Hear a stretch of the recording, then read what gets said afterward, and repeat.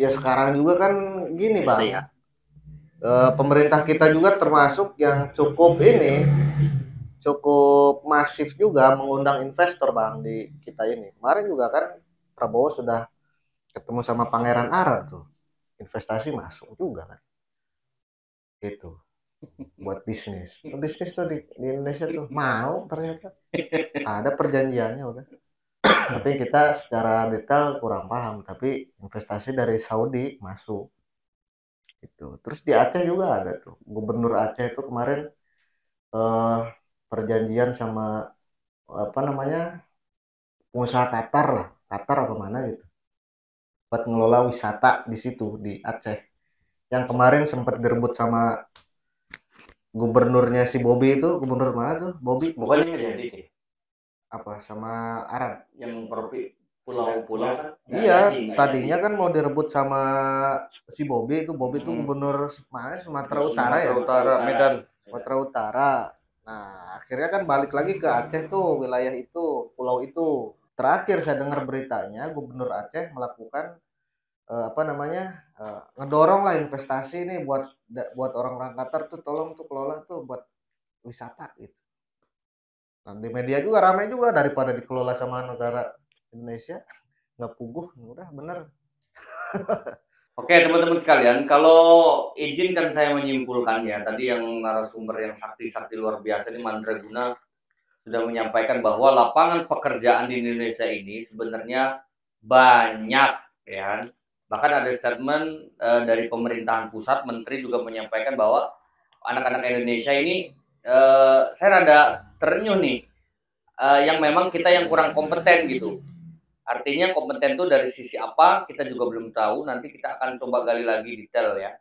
Dan kemudian kalau saya simpulkan tadi juga dari Pak Iqbal menyampaikan bahwa presiden kita juga apa namanya sudah berkomunikasi lah ya Iya, dengan eh, presiden mana Arabia apa bang pangeran tadi pangeran. pangeran ya, yang artinya ini salah satu ikhtiar lah dari pemerintahan kita ya. Semoga apa yang diniatkan sama Presiden Republik Indonesia ya Bapak Prabowo Subianto, ikhtiarnya untuk benar-benar menunaikan yang 19 juta ini segera terrealisasikan.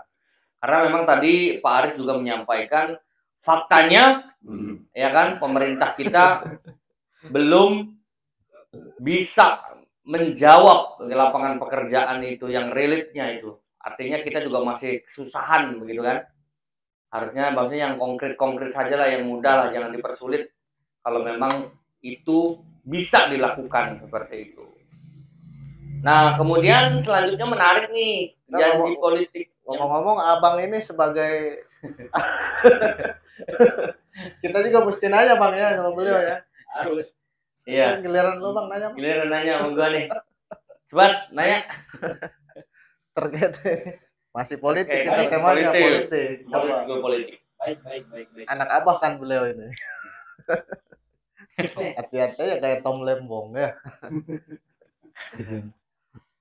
Baik, Bung Anwar, terkait Mas apa namanya itu, ada satu pertanyaan ya, yang Berat mungkin Lima juga boleh. pertanyaannya yang agak sedikit boleh Sensitif. dikatakan rumit.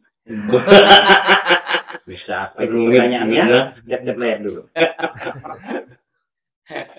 Dulu ya, udah sering nih Bapak Presiden kita selalu bilang Indonesia itu gelap katanya gitu kan. Di 2030 Indonesia bakal tenggelam. Indonesia 2030 Indonesia udah nggak ada. Maksudnya apa itu? Nah, lu.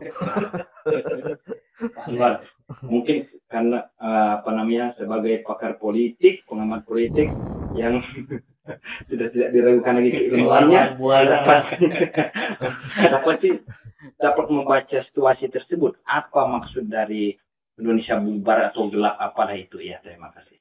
Di tahun berapa itu pernyataannya? Beliau ngomongnya kapan? Dari sebelum jadi presiden.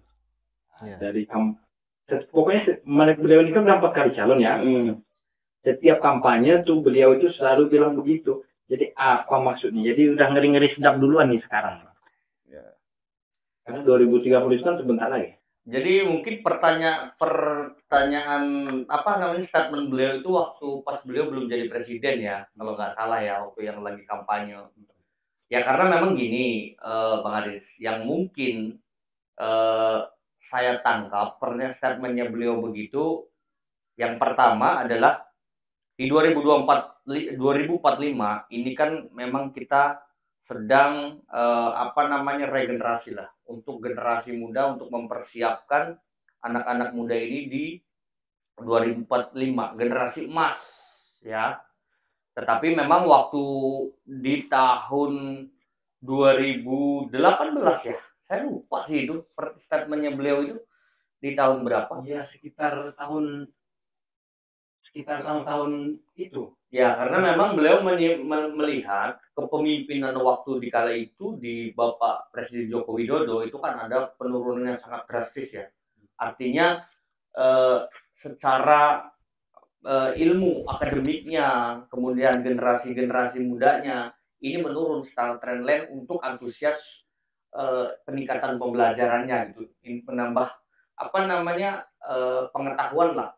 Istilahnya kurang minatnya anak-anak muda itu. Nah, makanya itu kan prediksi ya, statement beliau itu prediksi bahwa di 2030 sampai 2045 itu bahwa Indonesia itu akan bubar. Ya mungkin saya sepakat dengan statementnya beliau gitu kan. Karena memang dari lembaga pendidikannya juga pembelajaran juga menurun.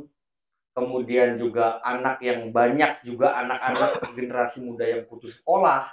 Kemudian juga melihat dari segi pendidikan juga mahal-mahal semuanya. Kemudian dari pemerintah sendiri juga tidak kuat untuk memfasilitasi itu, menjawab itu. Nah, makanya timbullah prediksi dari Bapak Prabowo bahwa di 2030 bisa dikatakan bubar lah. Bahasa bubar itu kan tanda kutip ya. Artinya akan berbahaya begitu kalau itu dibiarkan. Itu sih sebenarnya. Jadi kekhawatiran itu ini ya Bang ya. Jadi kesimpulannya apa sebenarnya? Itu semacam ketidakpuasan berarti ya Bang ya. Waktu itu dulu terhadap pemerintahannya Pak Jokowi.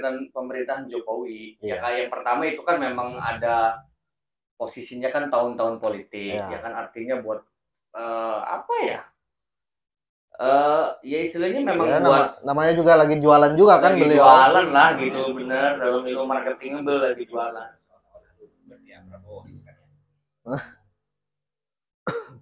Berarti kalau menurut Bang Anwar sendiri untuk sekarang masih udah terang nih, udah cerah, nggak jadi hilang. Kan waktu itu waktu masa kampanye tuh.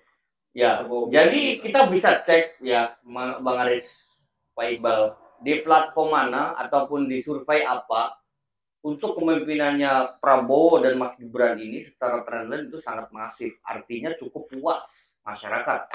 Puas gitu. Bang. Cukup puas. Bisa dicek lah, mau lembaga survei apapun gitu. Tetapi mungkin beranggapan di masyarakat, kok kenapa belum ada